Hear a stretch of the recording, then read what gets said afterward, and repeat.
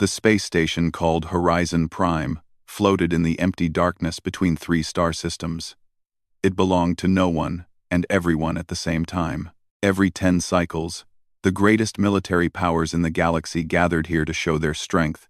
They called it the Galactic Military Summit, and it was equal parts weapons fair, diplomatic meeting, and very expensive show. Park Dae-sung stood near the back of the human delegation and tried not to stare. He had seen many things in his 15 years as a soldier. He had fought in deserts and jungles and frozen mountains. He had trained special forces teams and taught marksmanship to soldiers from 12 different countries. But nothing in his 34 years of life had prepared him for this. The main hall of the summit was enormous. The ceiling rose so high that clouds actually formed near the top. Small white wisps that drifted in the artificial atmosphere. Thousands of beings moved through the space, and most of them were not human. Dae-sung saw creatures with too many legs, and creatures with no legs at all. He saw beings made of what looked like living stone, and others that seemed to be held together by light itself. The noise was incredible, a mixture of languages and sounds that his translator implant could barely process. Lieutenant Yoon Ha-na appeared at his side. She was younger than him by almost 10 years, but she had been working with alien species for much longer. Her job was to translate and to keep the delegation from causing any diplomatic problems. She was good at both. "The main demonstration starts in 1 hour," she said quietly. "General Morrison wants you ready." Dae-sung nodded. He looked down at the case in his hand. It contained his service rifle, his sidearm, and several magazines of ammunition. Standard equipment for any American soldier.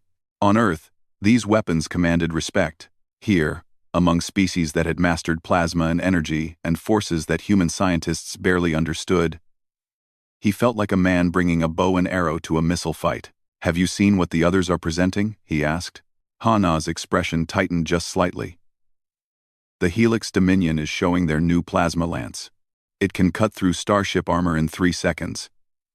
The Sindari have brought something called a pulse cannon. The preliminary reports say it can level a city block with 1 shot. And we brought guns." "We brought guns," Hana agreed. The human delegation had been part of the Galactic Compact for only 18 months. They had earned their place through blood and determination during a border conflict that nobody expected them to survive. A small human fleet had held a mining station against raiders for 3 weeks, using tactics and weapons that the raiders had never encountered. By the time reinforcements arrived, the humans had not only survived, but had captured 2 enemy ships. It was enough to earn humanity a seat at the table. But a seat at the table did not mean respect. The demonstration hall was even larger than the main gathering area. It was shaped like a massive bowl, with rising seats surrounding a central platform. Dae-sung followed General Morrison to their assigned position. A small section near the bottom that was clearly meant for minor species. The good seats, the ones high up with perfect views, belonged to the established powers. General Velthos of the Helix Dominion sat in the highest section. He was an insectoid creature, nearly 3 meters tall, with a hard shell that gleamed like polished metal under the lights.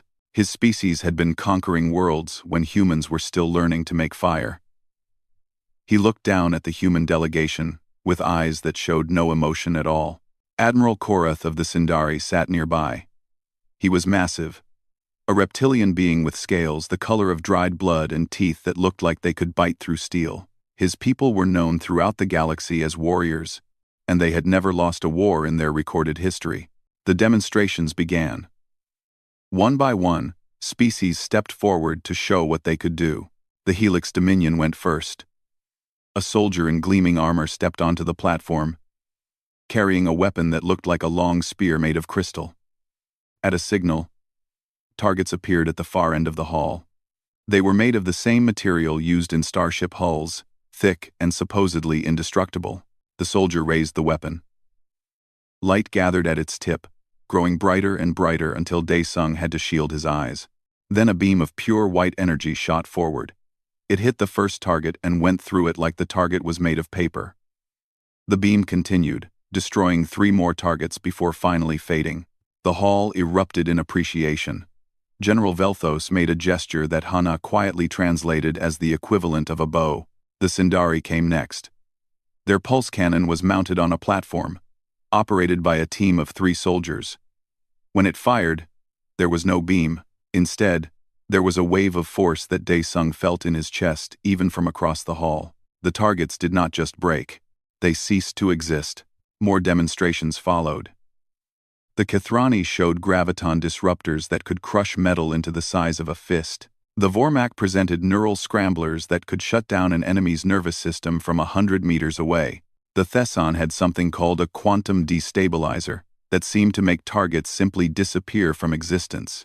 Through it all, Daesung watched and waited. He noticed that the alien generals were also watching the human delegation. They whispered to each other and made gestures that Hana did not translate, but he could guess their meaning well enough. Finally, a voice announced that Earth would present its demonstration. Daesung stood. He picked up his case and walked toward the platform. The hall grew quiet. But it was not the respectful quiet that had greeted the other demonstrations. It was the quiet of anticipation. They were waiting to be entertained. He opened the case and removed his rifle. It was an M4 carbine, well-maintained and familiar in his hands. He had fired thousands of rounds through weapons just like it. He checked the chamber, loaded a magazine, and looked up at the assembled generals. General Velthos leaned forward slightly. "Is that your weapon, human?" Daesung nodded. "It is." A sound rippled through the hall. It took Daesung a moment to realize it was laughter.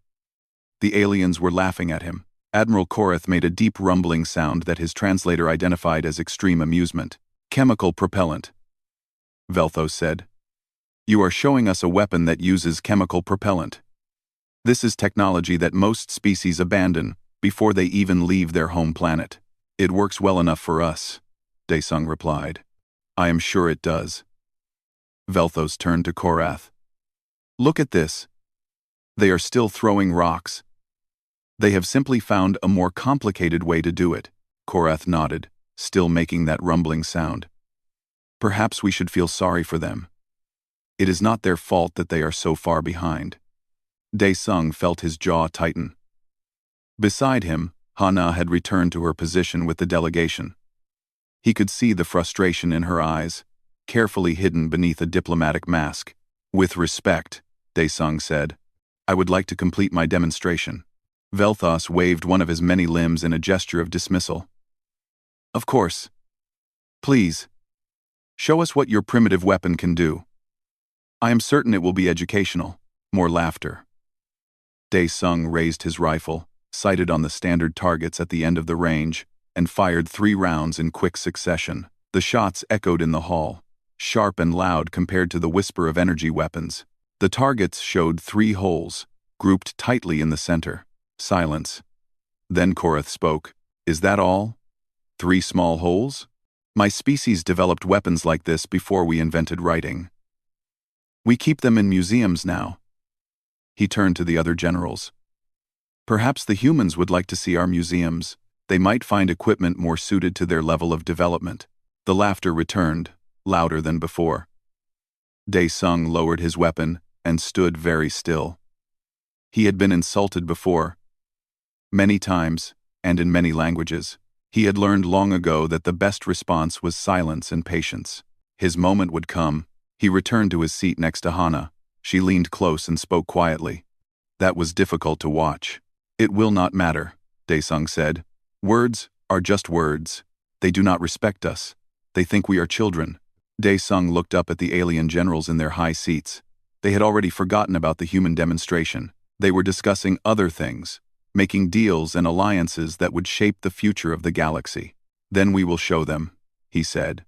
"When the time comes, we will show them what children from Earth can do." He did not know that the time would come sooner than anyone expected.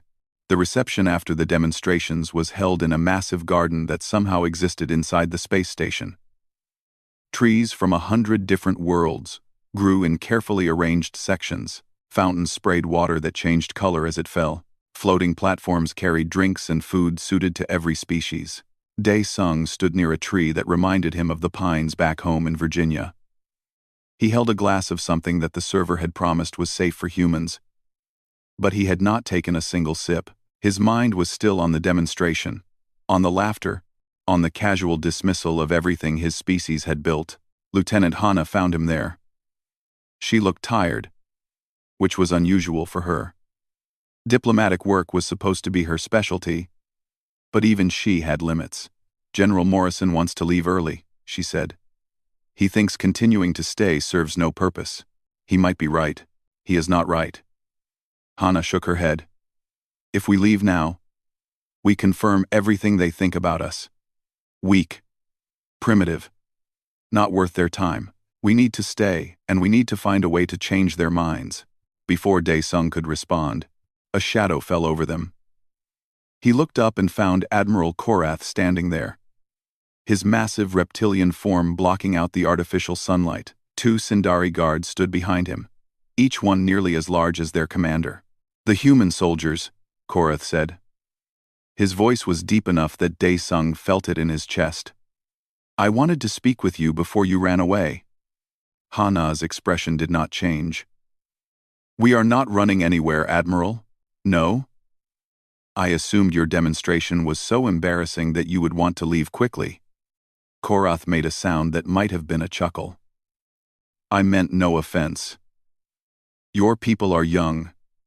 You cannot be expected to compete with species that have existed for millions of years. We have existed for millions of years as well, Hana said. I mean as a spacefaring civilization. You have been among the stars. For what? A single generation? The Sindari have been conquering worlds since before your planet finished forming. Korath leaned closer, and Dae-sung could smell something like copper and smoke on his breath. You should accept your place. There is no shame in being lesser. This be, there be, and op, this why your force, our panand, Dae-sung spoke for the first time. With respect, Admiral, we do not consider ourselves lesser. Korath turned those cold eyes toward him. You are the weapons specialist. The one who showed us the chemical thrower. I am. Tell me, human. In a real battle, what do you think would happen? Your little metal pellets against our pulse cannons? Our energy shields? You would be dead before you understood what was happening. I would like to test that theory. The words came out before Dae-sung could stop them. Hana tensed beside him. Korath went very still, and for a long moment the only sound was the gentle splash of the nearby fountain. Then the Admiral laughed. It was not the mocking laughter from before. This was genuine amusement. The kind that came from unexpected surprise. You want to test yourself against Sindari technology? One human with a primitive weapon against our combat systems? Yes. General Velthos appeared from somewhere in the crowd. Apparently news traveled fast at diplomatic receptions. His insectoid face was impossible to read. But there was something in his posture that suggested interest. What is happening here? Velthos asked. The human wants to prove himself, Korath said. He thinks his chemical thrower can compete with real weapons. Velthos made a clicking sound. Interesting. What kind of test does he propose? Well, Dae-sung had not actually proposed anything yet, but he knew an opportunity when he saw one. The demonstration hall has a combat simulation chamber. I saw it during the tour. It releases training drones for weapons testing. The standard combat drones, Velthos said. Yes, we use those to train our elite soldiers. They are programmed with the tactics of a dozen different species. Very challenging. Let me face them, Dae-sung said. With my weapon. If I fail, you can laugh at humanity forever. But if I succeed, you will know that you were wrong about us. Korath looked at Velthos. Something passed between them, some kind of silent communication that Dae-sung could not interpret. How many drones? Korath asked. Dae-sung thought about it. How many does an elite Sindari soldier typically face in training? 10, 15 if they are exceptional. Give me 30. Hana grabbed his arm. Dae-sung, that is too many. This is not necessary. It is necessary. He kept his eyes on Korath. 30 drones. Standard combat programming. I will use only the weapons I brought with me. Korth's teeth showed in what might have been a smile. You are either very brave or very foolish, human. I cannot decide which. Perhaps both, Daesung said. The Admiral nodded slowly. Very well. I accept your challenge. We will use the demonstration hall tomorrow morning. All the delegations will be invited to watch. He leaned close again. I want everyone to see what happens when primitive species try to compete with their betters. Korath walked away, his guards following close behind. Velthos lingered for a moment, studying Daesung with those emotionless compound eyes. I wonder, the general said quietly, if you truly understand what you have agreed to. Those drones are not toys. They are designed to test the best soldiers in the galaxy. Many fail against even 5 of them. I understand. Do you? The drones are equipped with energy shields that can stop plasma fire. They are fast, intelligent, and they do not tire. They will adapt to your tactics within seconds. Velthos paused. I have seen what your weapon does. Small metal projectiles moving at high speed. Impressive for a primitive technology, but our shields were designed specifically to counter energy-based attacks. Kinetic force, heat, radiation. All neutralized. Daesung filed that information away. Thank you for the warning. It is not a warning. It is a statement of fact. You will fail, human. The only question is how badly. Velthos turned and disappeared into the crowd. Hana waited until both aliens were gone before she spoke. What were you thinking? 30 combat drones? Even our own training simulations do not use that many at once. I was thinking that we needed an opportunity, and now we have one. An opportunity to die? To be humiliated in front of every major power in the galaxy? Daesung shook his head. An opportunity to show them something they have never seen before. They walked back toward the human delegation's quarters. The corridors of the station were quieter now, most of the visitors having retreated to their own sections. Daesung's mind was already working on the problem. 30 drones. Energy shields designed to stop plasma and radiation. Fast and adaptive programming. It sounded impossible, but Velthos had said something interesting. The shields were designed to counter energy-based attacks. Kinetic force was mentioned almost as an afterthought. Something to be neutralized along with everything else. That suggested the shields were optimized for energy dispersal, not kinetic impact. Hana, he said. Do we have access to technical specifications on standard galactic shield technology? She gave him a strange look. Some. Why? I need to understand how they work. The physics behind them. You are not a scientist. No, but I am very good at finding weaknesses. They reached the human section of the station. General Morrison was waiting for them, his face red with either anger or embarrassment. Maybe both. I heard what happened, the general said. You challenged an alien admiral to a combat test? Without authorization? I did, sir. This is a diplomatic mission, Sergeant. We are here to observe and learn, not to start fights. With respect, sir, I did not start a fight. I accepted a challenge. There is a difference.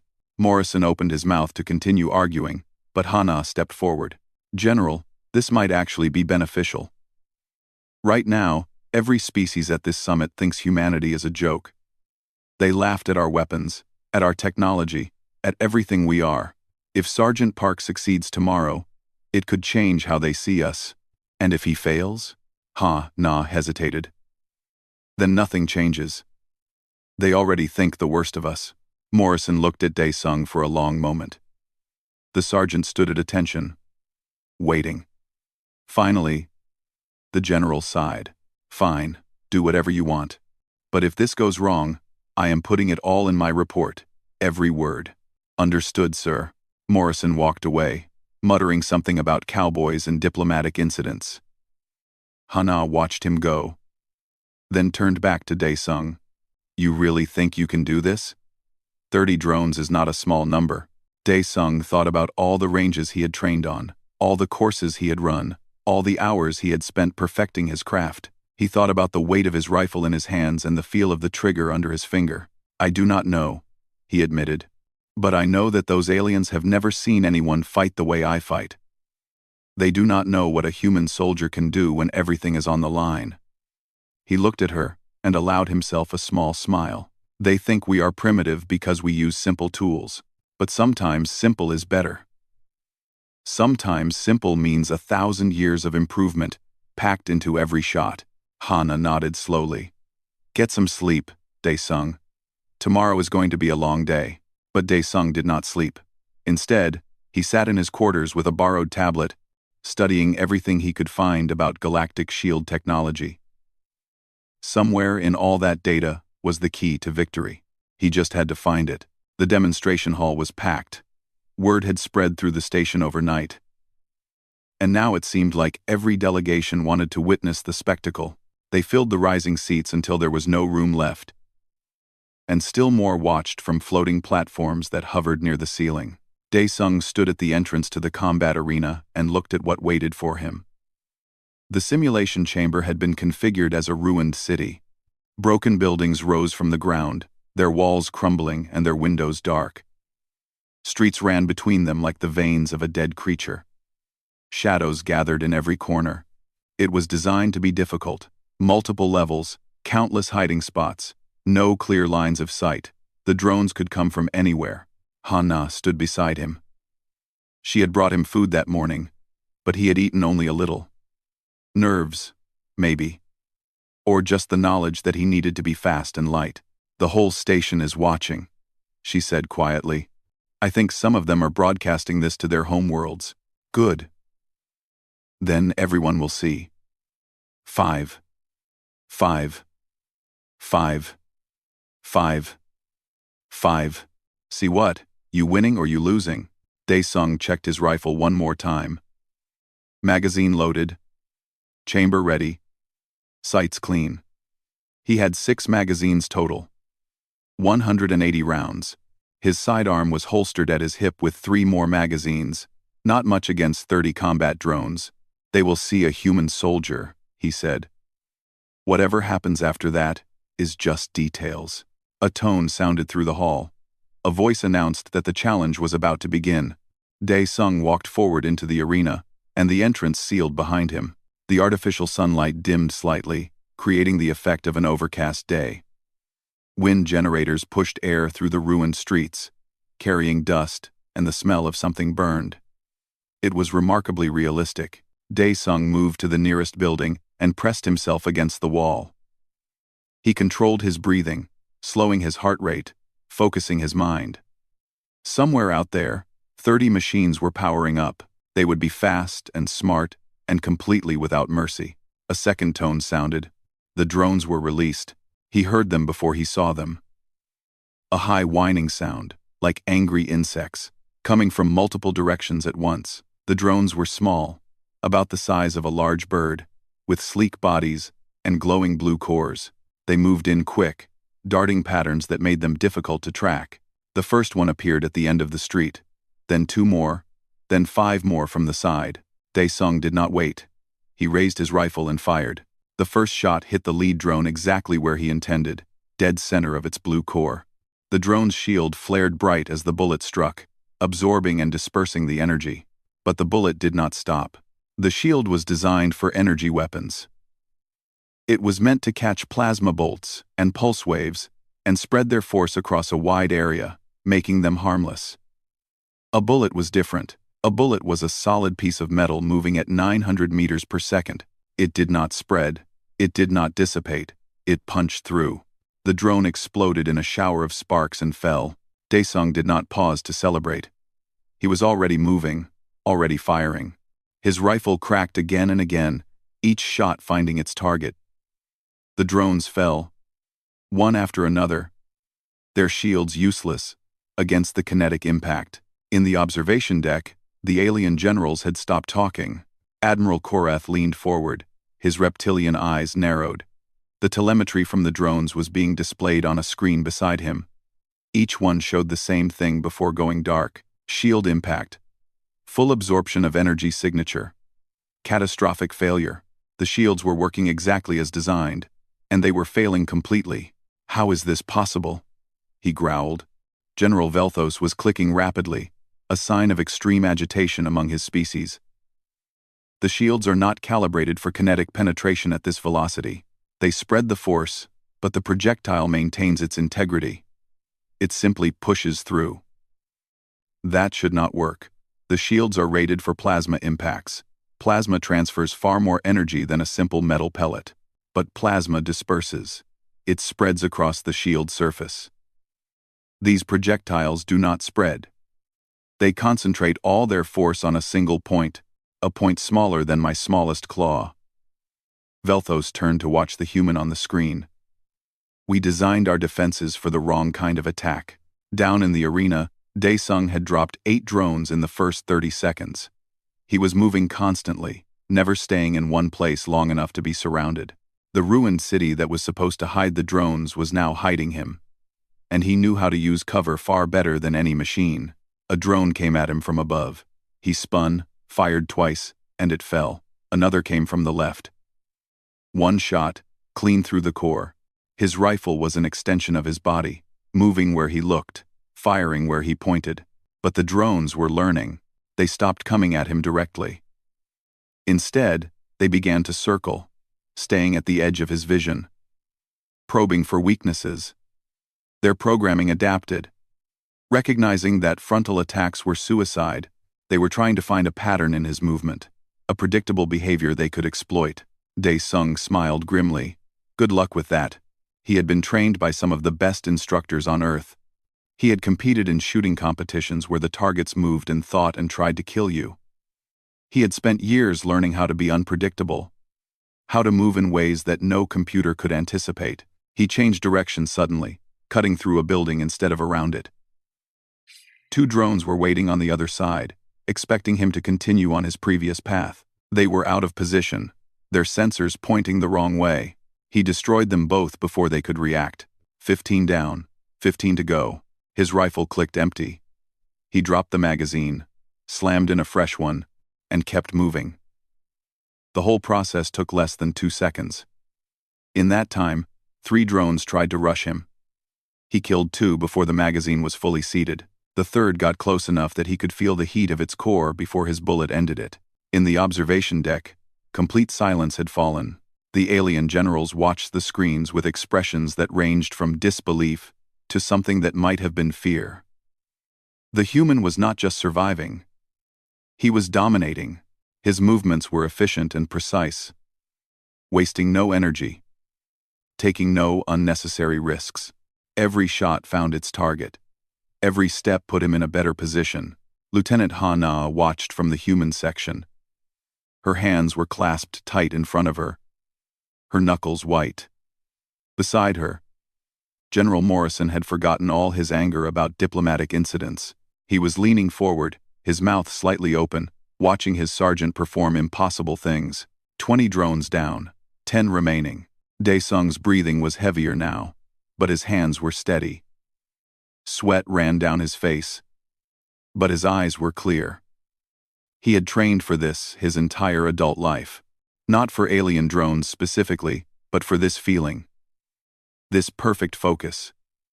This clarity. The remaining drones had changed tactics again. They were not attacking at all now. Instead, they were herding him, pushing him toward a specific area of the arena. He recognized the strategy. They wanted to trap him somewhere with no cover, somewhere they could all attack at once. He let them think it was working. He moved where they wanted him to go, retreating toward an open plaza at the center of the ruined city. The drones followed, keeping their distance, waiting for the perfect moment. When he finally entered the plaza, they would strike all at once. Daesung reached the edge of the plaza and stopped. The drones stopped too, hovering at the entrances to the surrounding streets.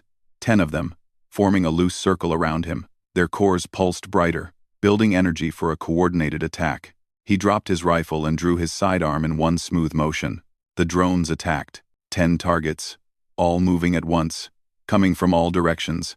To any normal soldier, it would have been impossible. There was simply no way to track and engage that many threats in the time available. Dae-sung was not a normal soldier. He fired once, twice, 3 times. He pivoted, fired again. His arm moved in short, precise arcs, each pull of the trigger sending a bullet exactly where it needed to go. The drones fell like rain, their shields flashing and failing, their cores going dark. 8 seconds, 10 shots, 10 hits. The last drone fell at his feet, its blue core fading to black. Dae-sung stood alone in the plaza, his sidearm still raised, his chest heaving. Around him, the wreckage of 30 combat drones littered the ground. He lowered his weapon and looked up at the observation deck. The silence stretched for what felt like forever. Then Hana started clapping. General Morrison joined her. The sound spread to the other human delegates, a small pocket of applause in the vast hall. And then, slowly, other species began to join. Not many at first. A few delegates from minor powers, species that knew what it was like to be underestimated. But the sound grew. It spread through the hall like a wave, until the applause was thunderous. Dae-sung stood in the center of the arena and allowed himself one small moment of satisfaction. He had done what they said was impossible. He had proven them wrong. Now came the hard part. He holstered his weapon and walked toward the exit. The generals would have questions. They would want to know how he had done it, how their shields had failed, how a primitive weapon had defeated their advanced technology. He would tell them.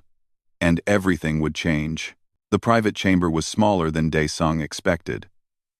After the vastness of the demonstration hall, this room felt almost intimate.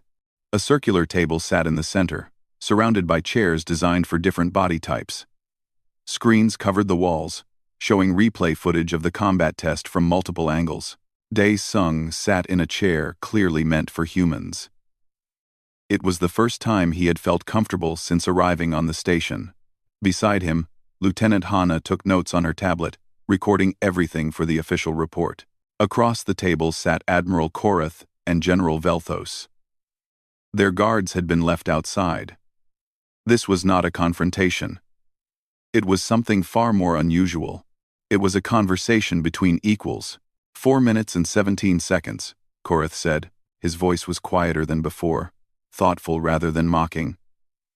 That is how long it took you to destroy 30 combat drones. Our best soldiers take twice that time against half as many. Your soldiers use different tactics, Dae-sung replied. Energy weapons require different approaches. Velthos clicked softly. Yes. That is what we need to discuss. Your weapon. Your tactics. Everything we saw today.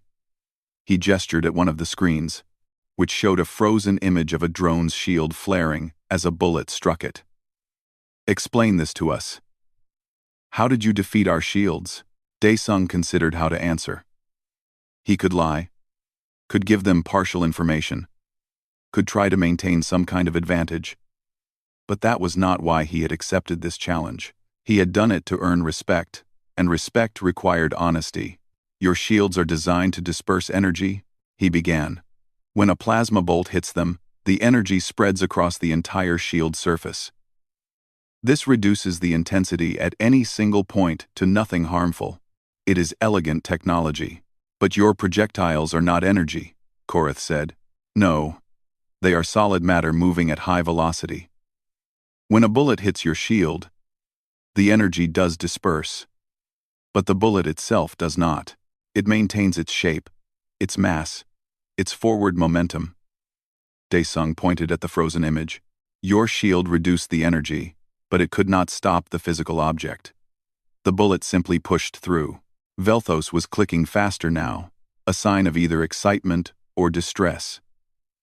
This is a fundamental flaw in our defensive doctrine. Every species in the compact uses energy-based weapons. We designed our shields to counter those weapons. We never considered that someone might still be using kinetic projectiles.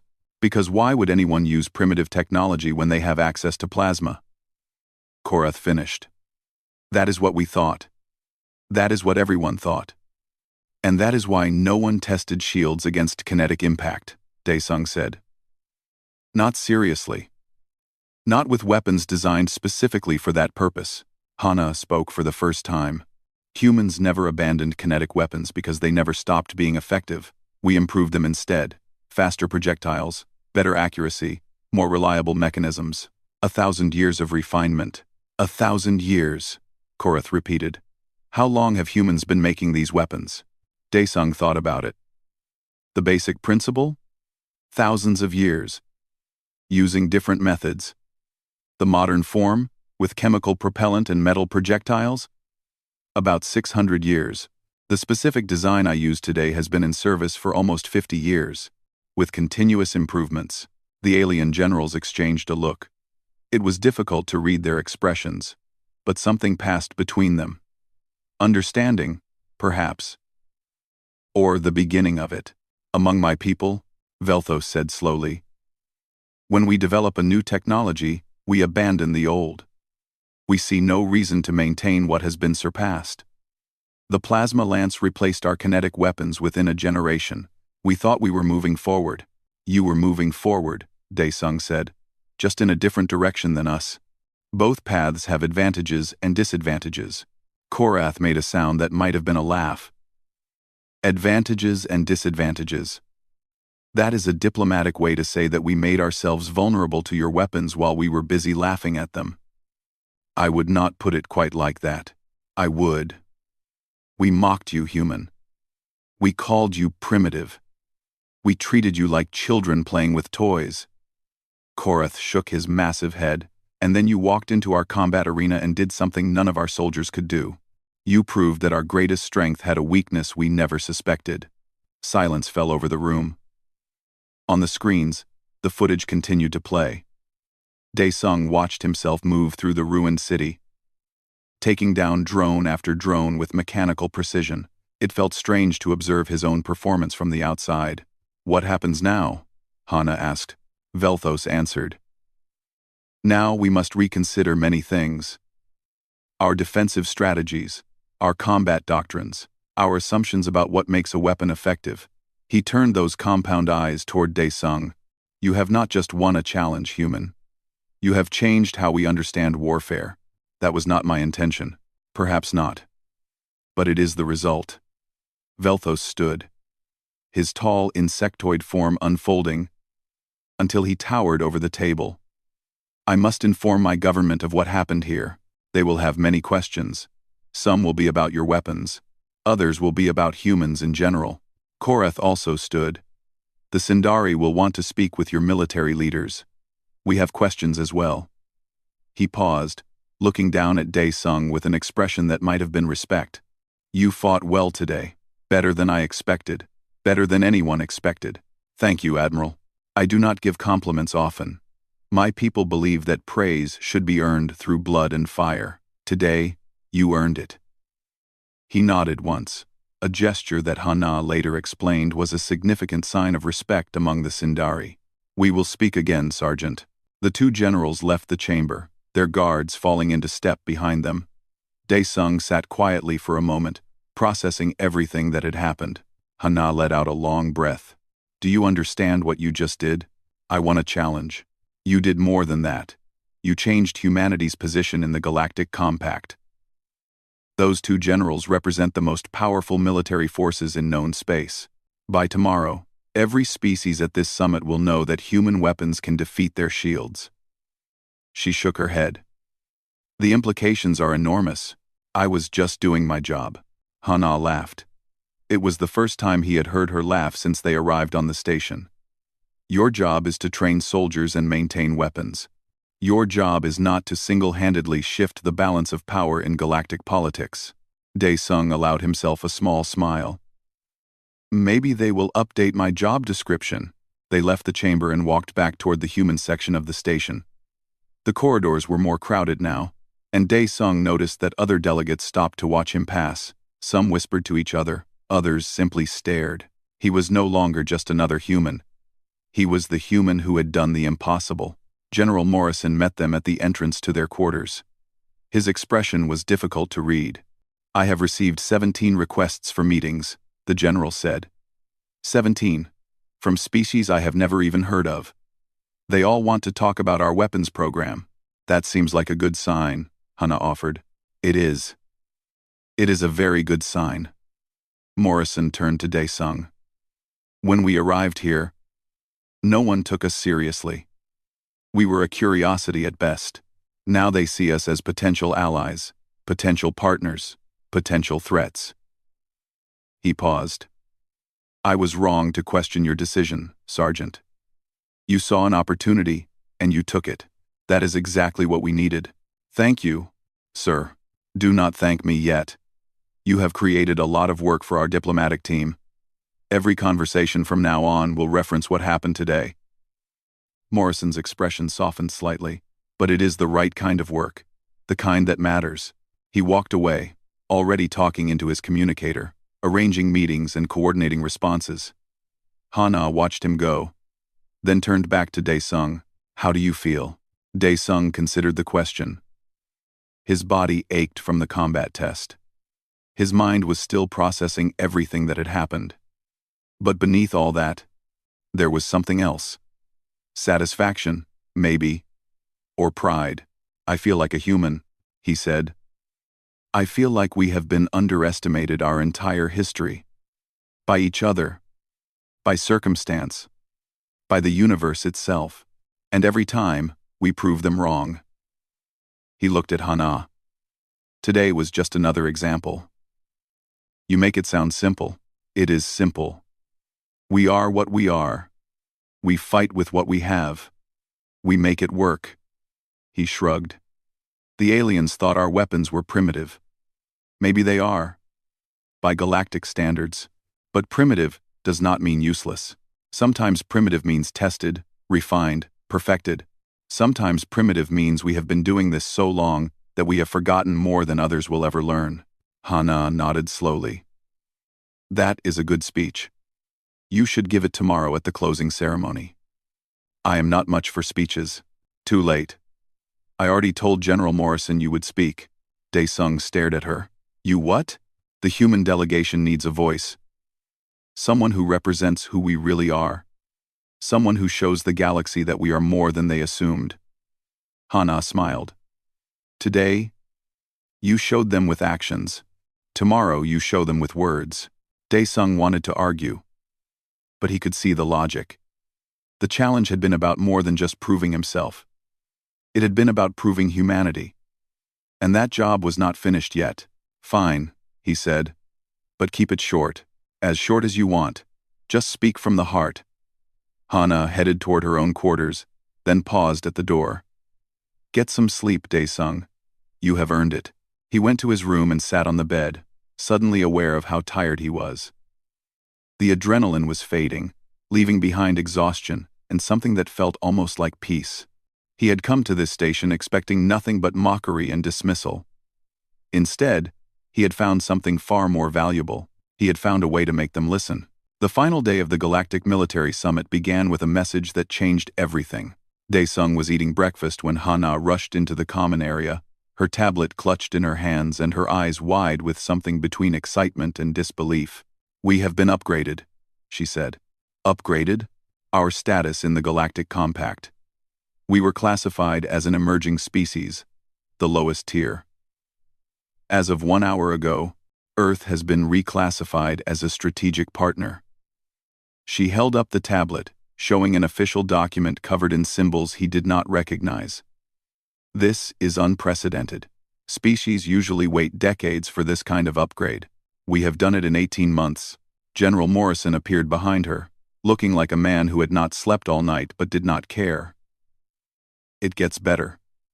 3 major powers have already submitted formal requests for military cooperation. The Sindari want us to train their soldiers in kinetic tactics. The Helix Dominion wants access to our weapons research. Even the Thesson Collective, who never talked to anyone, sent an inquiry about potential collaboration. Dae-sung processed this information slowly. Yesterday, he had been a sergeant performing a demonstration that everyone expected to fail. Today, apparently, he had helped reshape his species' position in galactic politics. How did this happen so fast? He asked. Word spreads quickly when you do something interesting, Morrison said. Every delegation at this summit has been sending reports back to their governments.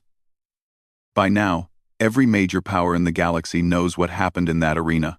They know that a single human with a primitive weapon defeated technology that was supposed to be unbeatable, and they want to know what else we can do. Hana added. What other surprises we might have. What other assumptions about us might be wrong. It made sense. Daesung realized. The alien species had built their entire military doctrine around energy weapons and energy shields. One demonstration had shown them that their foundation had cracks. Of course they wanted to understand more. Of course they wanted humans on their side rather than against them. The closing ceremony is in 2 hours, Morrison said. You still need to give that speech. Daesung had almost forgotten about the speech. He had never been comfortable with public speaking. Give him a target and a weapon, and he knew exactly what to do. Give him a microphone and an audience, and he felt like a fish trying to climb a tree. I do not know what to say. Say what you told me yesterday, Hana suggested. About humans being underestimated. About primitive meaning perfected. That is the message they need to hear. The closing ceremony was held in the main hall where everything had started. Once again, thousands of beings filled the space. Representatives from every known species in the galaxy, but the atmosphere was different now. When the human delegation entered, they did not walk to the back of the hall.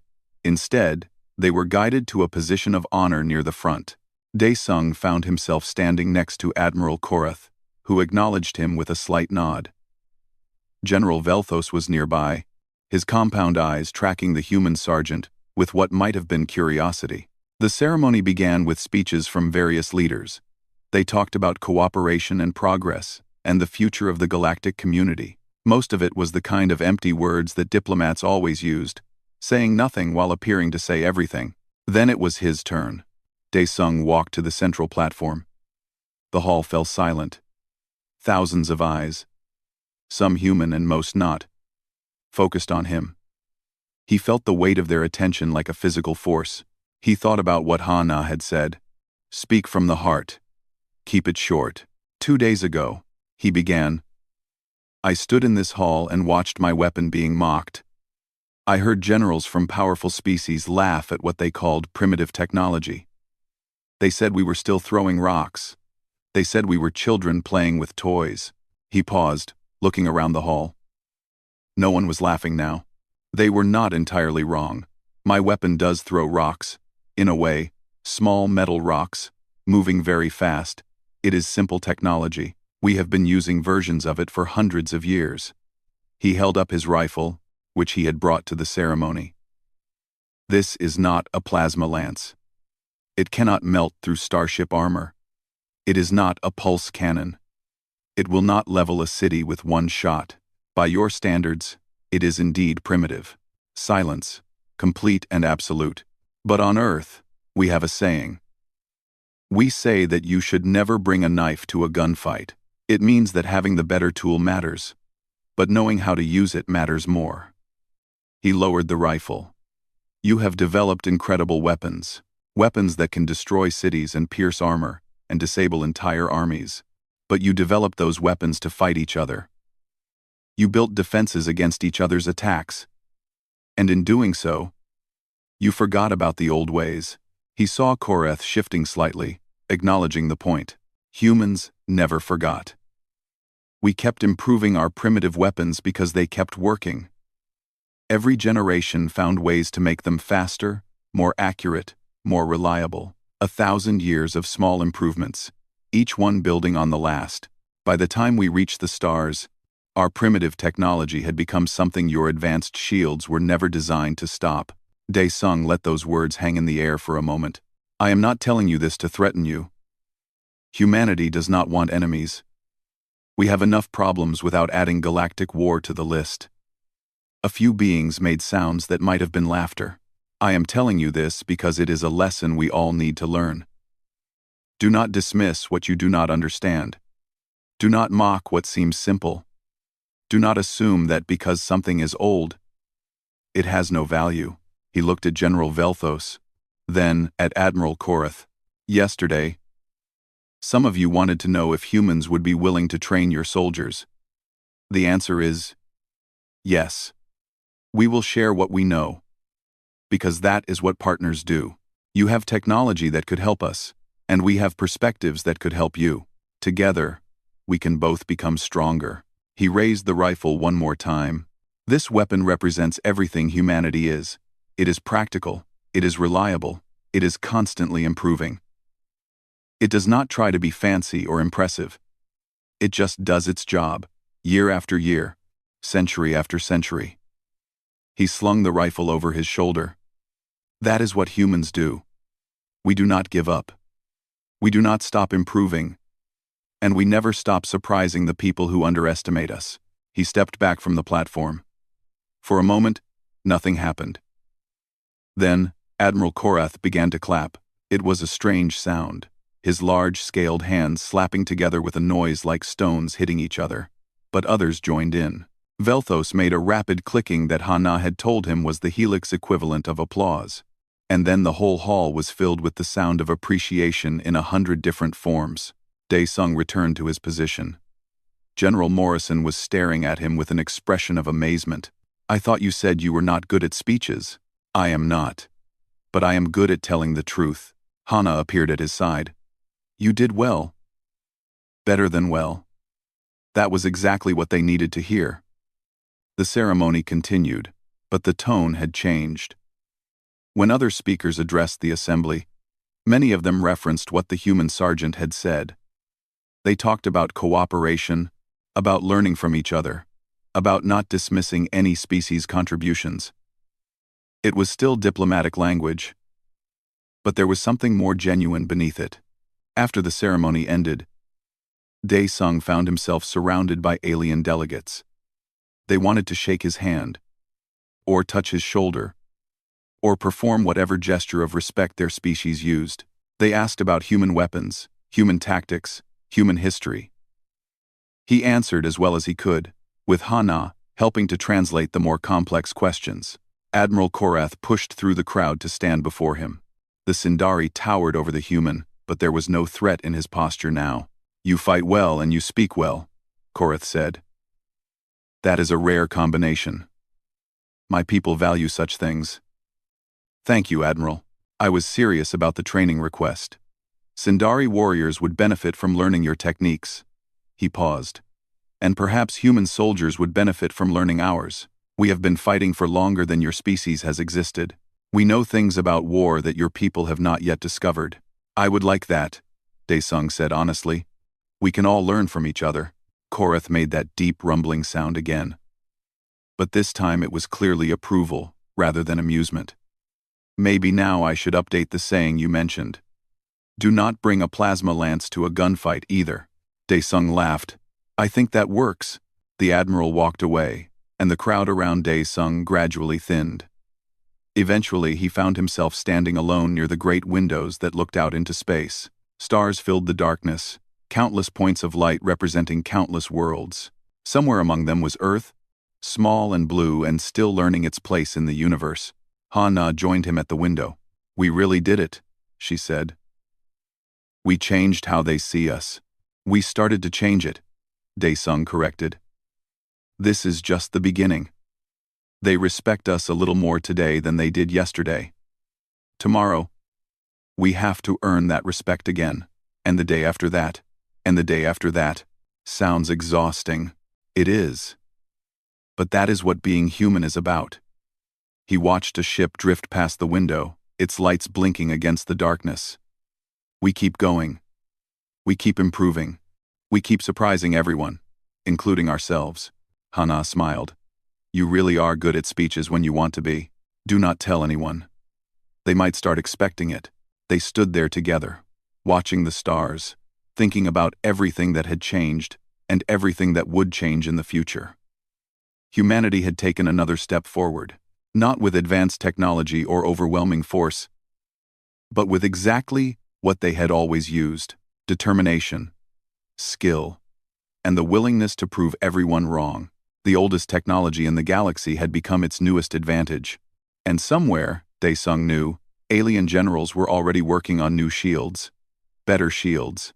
Shields designed specifically to stop human weapons. He smiled at the thought. Let them try. Humans would just find a way around those too. That was what they did. That was what they had always done. and that was what made them human.